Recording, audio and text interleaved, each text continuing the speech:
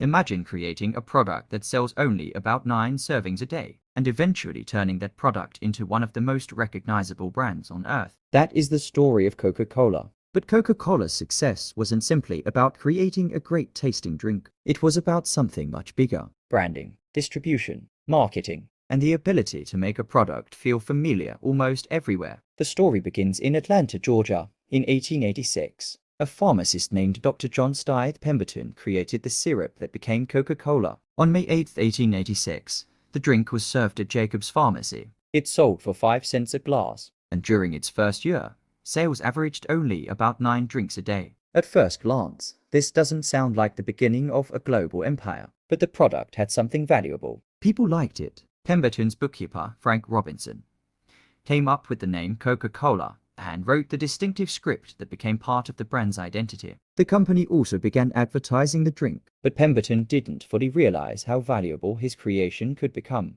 Before his death in 1888, he sold his remaining interest to ASA Candler. And this is where the business story really begins to change. Candler wasn't simply interested in the drink, he was interested in selling it. He understood something many entrepreneurs eventually discover: a great product doesn't automatically become a great business. People have to know it exists, they have to remember it, and they have to be able to find it. Candler focused heavily on merchandising and advertising. The company distributed promotional materials and even used coupons for free glasses of Coca-Cola. By 1892, Candler and his associates had formed the Coca-Cola Company, and the business began expanding. But there was another challenge. How do you take a drink that people normally consume at a soda fountain and make it available somewhere else? The answer was bottling. In 1894, Joseph Biedenhahn began bottling Coca-Cola in Vicksburg, Mississippi. Then in 1899, Benjamin Thomas and Joseph Whitehead secured exclusive rights to bottle and sell Coca-Cola across practically the entire United States.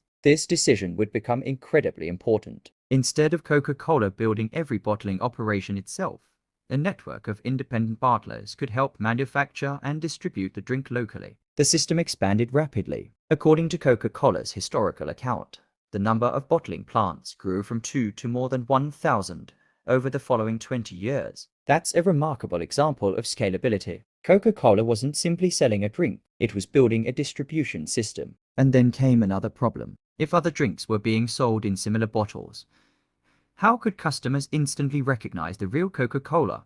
The company needed something distinctive that helped lead to the famous contour bottle. In 1915, the Root Glass Company developed a distinctive design, and the bottle was approved the following year. The idea was simple: make the package recognizable. The bottle became more than a container. It became part of the brand, and this gives us another powerful business lesson. Your product isn't the only thing customers see. They see the name, they see the packaging, they see the colors, they see the advertising. They remember the experience. Coca-Cola understood that branding could turn a simple product into something much more memorable. But the company didn't stop with packaging. It invested heavily in advertising. Coca-Cola appeared on signs, posters, calendars, magazines, and other promotional materials. The goal wasn't simply to tell people, buy this drink. It was to make Coca-Cola part of everyday life. Over time, the company connected its brand with moments people already valued: refreshment, celebration, food, family, sports, music, Christmas, and social gatherings. That is a powerful marketing strategy. Instead of selling only a product, sell an idea around the product.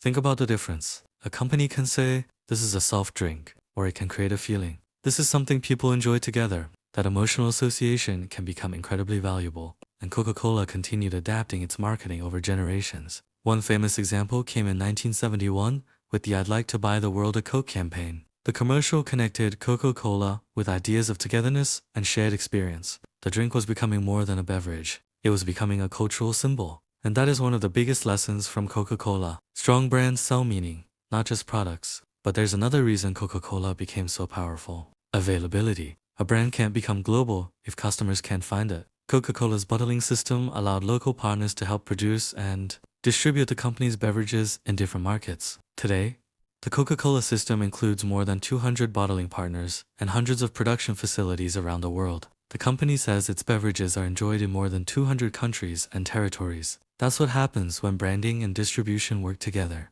People recognize the product, and then they can actually find it. So what can entrepreneurs learn from Coca? Lesson number 1. Build a recognizable brand. Your customers should remember you. Lesson number 2. Make distribution part of your strategy. A great product that customers can't access has limited potential. Lesson number 3. Use partnerships to scale. You don't always have to build every part of the business yourself. Lesson number 4. Make your product distinctive. Packaging, design, and presentation can become competitive advantages.